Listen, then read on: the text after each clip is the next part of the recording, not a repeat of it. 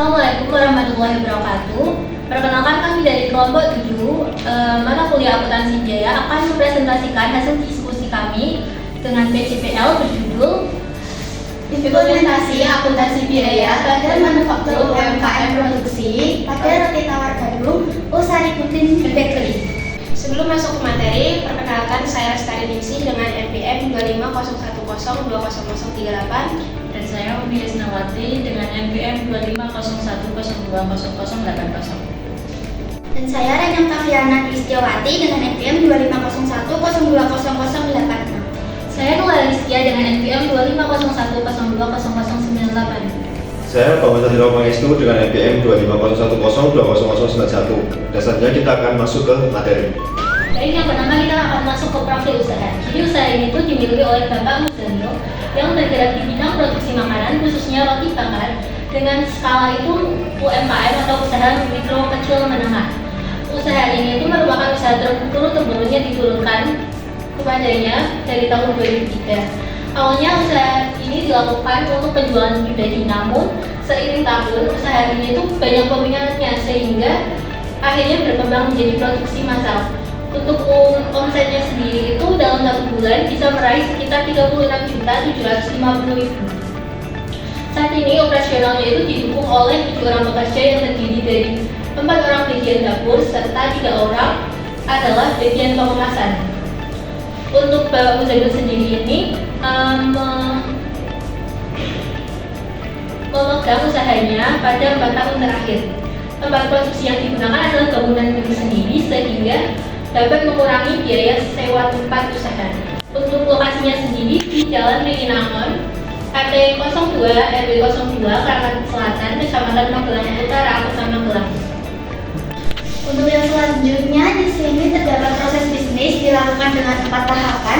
Untuk tahapan pertama yaitu pengadaan bahan baku, lalu lanjut ke produksi, kemudian ke packing dan ke pemasaran. Untuk pengadaan bahan baku sendiri di sini membutuhkan tepung terigu yaitu 2 karung dalam seminggu dan dilakukan 2 kali pembelian. Untuk masing-masing harga 1 karung itu 221.000. Kemudian untuk pengembang dan pelembut itu dibeli dalam 2-4 bulan sekali. Itu sebanyak 1 karton yang berat dengan berat 10 kg yaitu dengan harga 1 juta. Kemudian untuk gula pasir sendiri yaitu dibeli dengan berat 50 kg dengan 2 kali pembelian. Kemudian garam dan pewarna itu dibeli secukupnya saja. Kemudian untuk tahap kedua yaitu tahap produksi. Produksi itu dilakukan 2 kali seminggu. Kemudian untuk langkah-langkahnya sendiri itu menyiapkan seluruh bahan, lalu campur bahan menggunakan mixer hingga adonan siap. Kemudian panggang adonan dengan oven dan kompor. Jika produk matang sempurna itu bisa langsung lanjut ke packing. Tetapi kalau produknya itu gosong atau kurang matang itu bisa dibagikan ke warga atau dikonsumsi sendiri. Kemudian untuk tahap ketiga yaitu tahap packing. Untuk produk matang sempurna itu langsung dikemas. Roti yang sudah matang dan layak dijual akan dikemas menggunakan plastik kemasan yang bertujuan untuk menjaga kebersihan, kualitas, serta memperpanjang daya tahan produk yang berkisar 4-5 hari. Kemudian untuk yang terakhir yaitu tahap pemasaran. Sebagian produk sudah memiliki pembeli tetap sehingga cepat terjual. Dengan sistem ini pemasaran menjadi lebih stabil dan produk hampir selalu habis terjual tanpa mengalami kerugian. Oke, selanjutnya kita akan mengklasifikasi biaya bahan baku. Sebelumnya, apa itu biaya bahan baku? Biaya bahan baku adalah biaya pengeluaran yang dikeluarkan oleh perusahaan untuk membeli dan mempersiapkan bahan mentah atau setengah jadi agar siap diolah menjadi produk akhir. Nah, kita akan mengklasifikasi biaya bahan baku pada produksi roti tawar. Yang pertama ada roti terigu. Pembelian dilakukan 2 kali dalam seminggu. Harga 1 karung seharga 221.000 dikali 2 akan menghasilkan 442. Yang kedua pelembut dan pengembang. Pembelian dilakukan selama 2-4 bulan sekali. Pembelian 3 karung atau 1 karton. Berat 1 karton 10 kg dengan harga 1 juta rupiah. 1 juta rupiah dikali dengan 3 karung menghasilkan 3 juta rupiah. Yang selanjutnya ada gula pasir. Pembelian ini dilakukan selama 2 kali dalam seminggu. Sekali pembelian akan membeli 50 kg dikali dengan 2 yaitu menghasilkan 100 kg. Yang selanjutnya bahan baku garam dibeli 1 kg seharga 40.000 dikali dengan 2 menghasilkan 80.000.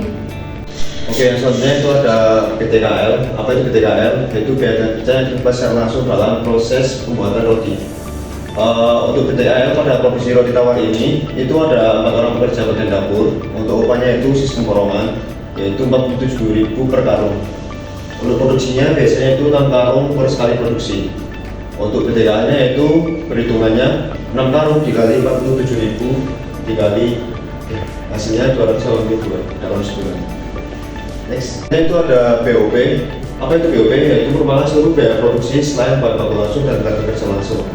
Untuk BOP pada produksi roti tawar ini itu ada penolong. Yang pertama yaitu ada pengembang, pengemudi, garam, dan pewarna makanan. Dan untuk tenaga kerja tidak langsungnya itu ada 3 orang pekerja pada bagian packing. Untuk gajinya 2.100.000 per orang per bulan juga. Oke, untuk selanjutnya itu ada biaya utilitas dan perlengkapan. Itu ada plastik kemasan, gas LPG, listrik, dan air. Untuk biaya pemeliharaannya itu ada mixer untuk sekitar 100.000 sampai 200.000 per bulan. Untuk biaya penyusunannya itu ada mixer, oven, kompor, sama lain. Baik, selanjutnya kita akan menghitung bahan baku yang digunakan pada produksi roti tawar dalam 1 bulan. Yang pertama ada tepung terigu dengan kuantitas 1.200 kg dengan harga 8.840 per kilogram dengan total 10.608.000. Yang kedua ada pengemudi dan pengembang dengan kuantitas 10 kg dengan harga 100.000 per kilogram yang menghasilkan 1 juta per bulannya. Yang ketiga ada gula pasir, kuantitasnya adalah 400 kg dengan harga 16.600 per kilo dengan total 6.640.000. Selanjutnya ada garam, yaitu 1 bulan menghabiskan 8 kg dengan harga 40.000 dengan total 320.000. Untuk totalnya untuk bahan bakunya sendiri itu ada 18.568.000. Yang kedua ada biaya tenaga kerja langsung. Ini pada bagian pengolahan ada 4 karyawan yang masing-masing per 1 karungnya itu 47.000 dikali dengan proses produksi dalam 1 bulannya yang menghasilkan upah per bulannya itu 2.256.000. Selanjutnya ada perhitungan biaya overhead pabrik. Yang pertama ada biaya kemasan. Pada 1 bulannya itu menghabiskan 1 juta rupiah. Yang kedua ada biaya listrik dan air. Pada 1 bulan menghabiskan 382.000 rupiah. Biaya depresiasi mesin 137.500 dan biaya BTKL-nya 6.300.000 dengan total 7.817.500 rupiah. Kemudian kita menghitung biaya yang dibebankan. Untuk pertama-tama kita hitung dulu unit ekuivalennya itu berapa dengan rumus produk jadi ditambah dengan garam dalam proses dikali dengan tingkat penyelesaian. Untuk di sini untuk BBP sendiri, di sini untuk produk jadinya sendiri itu terdapat 7.200. Kemudian untuk barang dalam prosesnya itu 150 dan untuk tingkat penyelesaian untuk BBP itu sudah pasti 100%, untuk BPK itu 80% dan BOP sendiri itu 60% dengan masing-masing total. Untuk BBP sendiri 7.350, BTK 7.320 dan BOP 7.290. Lalu kita buat tabel seperti ini dan kita tentukan juga untuk biaya produksi persatuan itu dari perhitungan total biaya masing-masing dari jenis biaya ini dibagi dengan masing-masing unit ekuivalennya. Untuk total biaya sendiri itu menghasilkan 28.641.500 untuk per bulannya. Unit ekuivalen 21.960 dan biaya produksi persatuan itu 3.906. Kemudian untuk harga pokok selesai dan PDB akhir kita tentukan untuk HP jadi itu 7.200 dikali dengan total biaya produksi persatuannya yaitu sebanyak 3.906. Kemudian hasilnya itu adalah 28.123.200. Untuk HP PDB sendiri kita hitung untuk tingkat penyelesaiannya masing-masing dikali dengan BDB yaitu 150 dikali dengan biaya produksi persatuannya masing-masing. Kemudian untuk total BPB itu 378.900 BTK 36.960 dan BOP 96.480 dan hasilnya itu adalah 512.340.000. Lalu untuk HP produk jadi dan HP PDB itu dijumlah menghasilkan 28.635.540 rupiah. Kemudian kita susun laporan biaya produksi untuk bulan April 2026. Untuk data produksi sendiri yaitu untuk yang dimasukkan dalam proses itu sebanyak 7.350 bungkus. Untuk produk jadi yang ditransfer ke gudang sebanyak 7.200 bungkus. Produk dalam proses akhir 150 dan untuk jumlah produk yang dihasilkan itu adalah 7.350 bungkus. Kemudian untuk biaya yang dibebankan dalam bulan April itu dari total biaya BBB, BTK dan BOP kemudian ditambahkan juga untuk biaya produksi persatuannya. Kemudian untuk perhitungan biaya itu dari HP produk jadi yang ditransfer ke gudang sebanyak 7.200 dikali dengan total biaya produksi persatuannya yaitu 3.906 dan hasilnya 28.123.200. Kemudian yang terakhir adalah HP persediaan PDB akhir dikalikan dengan tingkat penyelesaian dengan PDB dan dikali dengan biaya produksi persatuannya masing-masing yang menghasilkan 512.340. Kemudian yang terakhir yaitu jumlah biaya produksi yang dibebankan dalam bulan April 2026 itu sebanyak 28.635.540 rupiah. Yang selanjutnya itu ada analisis masalah dan juga solusi. Nah, yang pertama untuk analisis masalahnya itu kendala pada proses produksi ketika pengapian oven itu kurang, jadi menyebabkan produk yang dihasilkan kurang matang ataupun gosong. Terus yang kedua ada penggunaan gas yang cukup tinggi sehingga biaya produksi meningkat.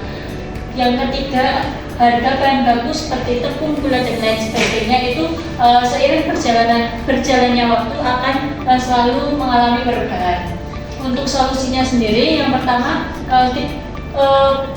dapat melakukan perawatan rutin pada oven dan saluran gas. Yang kedua meningkatkan efisiensi penggunaan oven. Dan juga yang ketiga melakukan pencatatan biaya secara rutin untuk mencari dan juga mencari pemasok bahan baku yang lebih kompetitif. Yang terakhir ada kesimpulan dan saran.